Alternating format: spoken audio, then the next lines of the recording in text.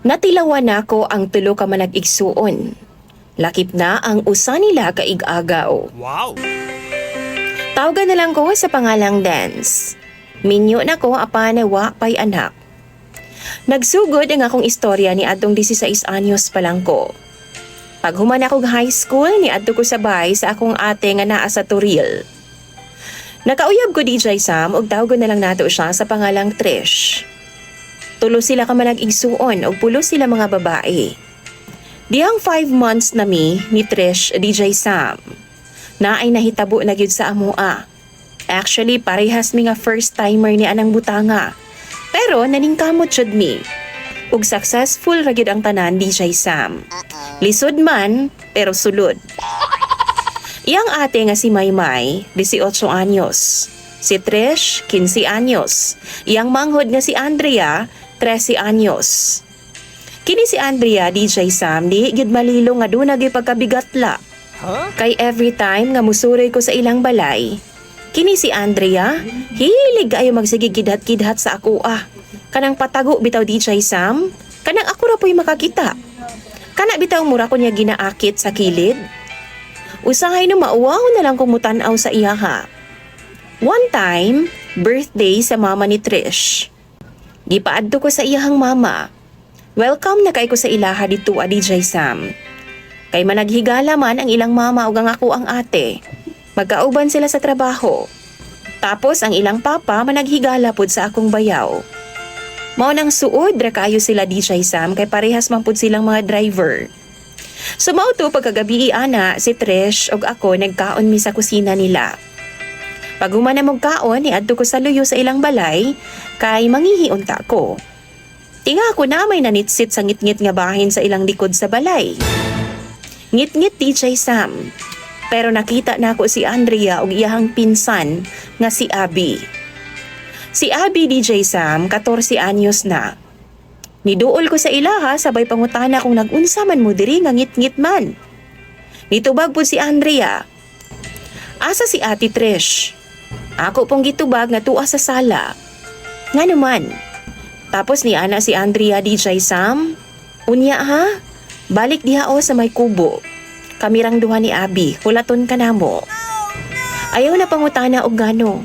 Tapos ayaw pabala si ate ha? Ning okay lang pod ko DJ Sam. Bisan pagwa ko'y idea, nganong paadtuon ko nila sa kubo. Sa dihang magagabi na kaayo, nananghid na ko kang Trish nga mupauli na ko. Kay si Trish po daw, katugon na daw kaayo siya.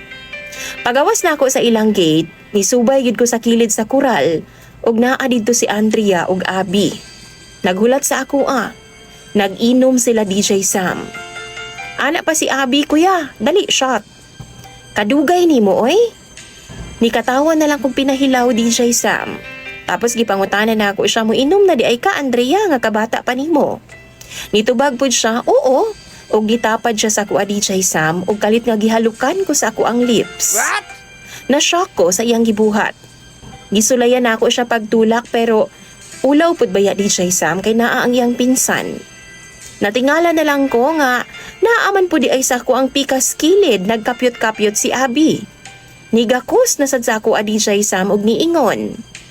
Ako na sa diri aya. Giwahing ni Abby ang akong naong DJ Sam og nakipag-kiss siya sa ako Seriously? Niingon ko nila, huy kamo ba, mga bata pa kay mo. Pero niingon sila, naka-experience na mi ani. In short, di na may virgin. Huh? Mura kog na shock sa giingon nilang duha DJ Sam. Ingon si Abby ako ang unaha. Gihubo ni Abby ang iyang shorts og panty. Unya si Andrea, sige na pagpanggunit sa akong tabadidoy. Oo DJ Sam, napabuthan gyud nako sila atong gabi una. Pareha silang duha nga giangay nako. Wow. Pagkasunod adlaw DJ Sam, nauwaw na ko moadto sa ilaha.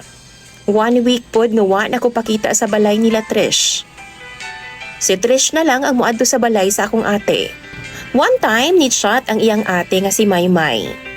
Naa daw ipakuha si Trish sa eskwelahan kay busy daw siya. Ako ang gikuha DJ Sam o gihatod na ako sa ilaha. Si Maymay ra ato isa nga time sa ilahang balay. Pag abot na ako sa ilaha DJ Sam, ni text si Maymay sa ako diretso daw ko sulod sa kwarto. Kay naa daw siya didto. Nakulbaan ko ato nga time basin maparehas atong nahitabo namo ni Abby ug Andrea. Pagsulod na ako sa kwarto, naagi tuod si Maymay. Nakita jud na ako siya DJ Sam nga nakapanty lang ug way bra nga suot. As in DJ Sam. Ni Smile lang gihapon kog pinahilaw. Ug niingon ko sa iyaha, muuli na kumay. Dili ko nagaati sa iyaha DJ Sam kay 1 year raman ang among gap sa edad. Yaman ka nang gigunitan ang akong kamot ug niingon siya nako. Naibugay ko sa imong dance ba? Kita raman duha diri. Ay kabala ka kay di makahibaw si Trish ani. Nitubag ko ni Maymay, huy naabaya kay uyab May. Nitubag pud siya nga, uhaw na daw kaayo siya. Kay 1 year na daw nga wa na sila magkita. Puros na lang daw tawagay. Okay. Ana pa siya DJ Sam. Palamiik ko bi, kay palamian tapod ka. Ug natuman gid ang iyang gusto DJ Sam. Dunag yoy nahitabo sa among duha og kaduhag yun. Pero after ato na konsensya ko pag-ayo. Wa ko kay baw kung kinahanglan ba nga ipadayon nako ang among relasyon ni Trish kay nakasala naman ko niya.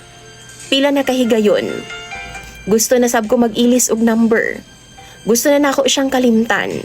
Gusto na pud ko maghimo og lain pang FB account kay matrace man ko niya kung ako ang pangalan.